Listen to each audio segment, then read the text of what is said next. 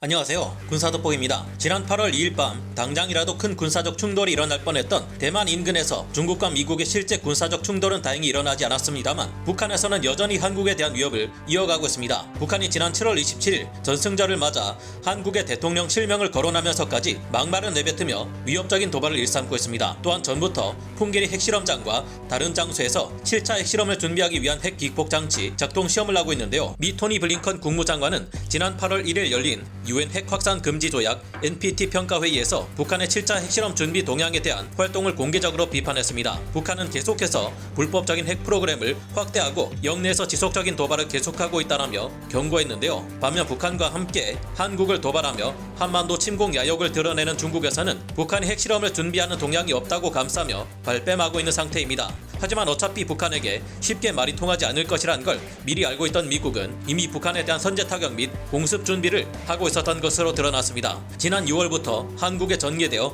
도심 침투 및 요인 제거 등의 훈련을 담당하는 미 육군의 그린베레 제1공수특전단이 북한을 향한 움직임을 보이고 있는데요. 또한 주한미군 포병여단에서도 대놓고 작전 위치를 보여주는 영상을 공개하면서 북한에 대한 경고를 보내고 있습니다. 갈수록 난폭해지는 북한의 미사일 도발과 핵무기 사용 협박에 대해 미국은 어떻게 대응하고 있을까요? 조금 더 자세히 알아보겠습니다. 전문가는 아니지만 해당 분야의 정보를 조사 정리했습니다. 본의 아니게 틀린 부분이 있을 수 있다는 점 양해해 주시면 감사하겠습니다. 미국에서 가장 강력한 부대가 무엇이냐는 질문에 많은 분들이 델타포스나 데브그루, 네이비실 같은 특수부대를 떠올리지만 이들보다 훨씬 강력한 후화력을 투사하는 것은 단연 그린베레입니다. 이들 그린베레는 미 통합특수전사령부인 소콤 내부에서도 가장 규모가 크고 가장 예산도 많이 차지하며 가장 많은 임무를 수행해온 강력한 전력인데요. 제75 레인저 연대나 네이비실 같은 특수부대가 짧은 기간 파병되어 단기 타격 임무에 가까운 작전을 수행한다면 그린베레는 분쟁 지역이나 적 후방에 장기간 머무르며 직접 타격 임무 이외에도 게릴라전, 적국 내의 반정부 세력에 대한 훈련 지도와 게릴라 양성, 적 후방의 각종 시설물에 대한 사보타주, 민사 심리전,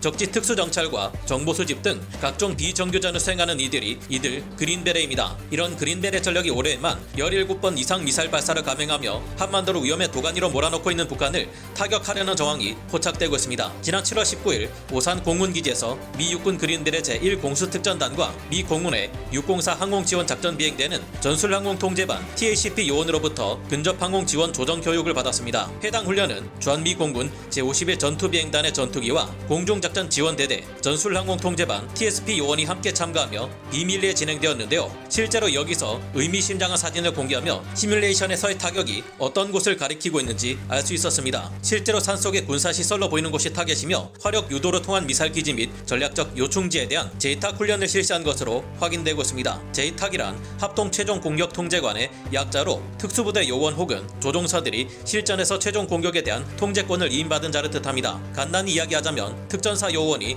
근접 항공 지원을 수행하는 아군의 항공기에게 공습 목표물의 정보와 좌표를 파일럿에게 알려주는 것을 말하는데요. 실제 임무를 수행할 때는 합동 최종 공격 통제관을 동반한 특수부대 병력들이 현장 상황을 좀 더 정확히 파악하여 타격에 알맞은 무기, 무장을 추천하며 최종 공격을 통제합니다. 이렇게 해도 적을 제압하지 못할 경우 재타격 지시를 내려 적을 확실히 박살내고 상황을 종결시키는 역할을 수행하는데요. 쉽게 말해 영화 트랜스포머 1편 초반 장면에서 사막을 걷던 미군들이 적 디셉티콘의 스콜포녹스가 나타나자 A-10 공격기와 AC-130 같은 아군의 근접 항공 지원을 불러 공중에서 이를 타격하도록 하는 것과 비슷하다고도 볼 수 있겠습니다. 이 같은 영화 속 장면이 실제 절차와는 많은 차이가 있겠지만 어떤 것을 말하는지는 쉽게 이해할 수 있는데요. 영화 속 장면에서 A-10 두 개의 폭격에도 스콜포녹이 멀쩡하자 AC-130을 불러 재타격 지시를 내려 완전히 파괴하려는 것을 볼 수 있습니다. 이번 훈련에서 그린베레, 즉 미 육군 제1공수특전단은 오산 공군기지에서 화력 유도 시뮬레이션을 마치고 다음날 7월 21일 강원도 영월의 필승 사격장에서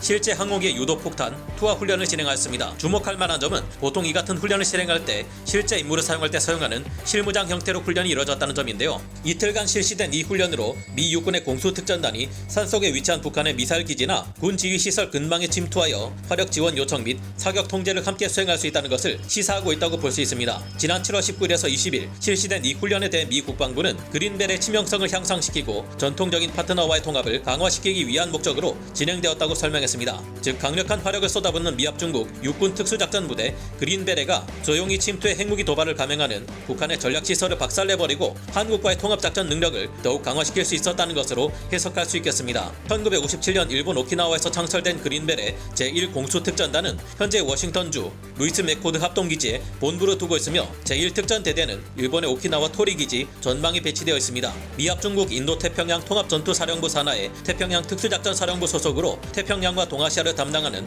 스페셜 포스가 그린베레인데요. 제1공수특전단은 아프가니스탄 전쟁, 그리고 시리아 내전, 이라크 레반트 이슬람 국가 소탕전을 비롯해 중동 분쟁 지역에 지속적으로 파병되고 있으며 아시아 태평양 지역 국가들을 순회하며 각 나라 특수부대들과 정기적으로 교류 훈련을 실시하고 있습니다. 대한민국 특전사에는 그린벨의 상설 파견대 39th Special Forces Detachment를 두고 있기도 하고요. 특전단뿐만이 북한에 대한 경고를 보내고 있는 것은 아니었습니다. 강력한 포병 전력을 동원한 무력 시위도 벌였는데요. 아마 여러분도 그동안 우크라이나 러시아 전쟁에서 크게 활약해온 M14 하이마스에 대해 알고 계실 겁니다. 우크라이나군이 미국으로부터 지원받은 하이마스 다연장 로켓은 단 4문만으로 하루에만 5만 발 이상을 쏟아붓던 러시아군의 탄약고를 100개소 이상 박살내며 전쟁의 향망을 바꿔버린 무서운 무기체계인데요. 그런데 이보다 2배 화력을 가진 M270 MLRS를 우리 한국군은 물론 주한미군 또한 운용하고 있습니다. 우크라이나군이 하이마스에서 운용되는 GMLRS 로켓탄으로 러시아군의 모든 방공체계를 무시하며 엄청난 활약을 해온 것처럼 우리 군에서도 북한군을 향해 같은 전과를 낼 수 있을 것으로 보이는데요. 더구나 이번 미군의 훈련에서 사용된 GMLRS-ER 로켓탄의 경우 GMLRS보다 사거리가 더욱 연장되어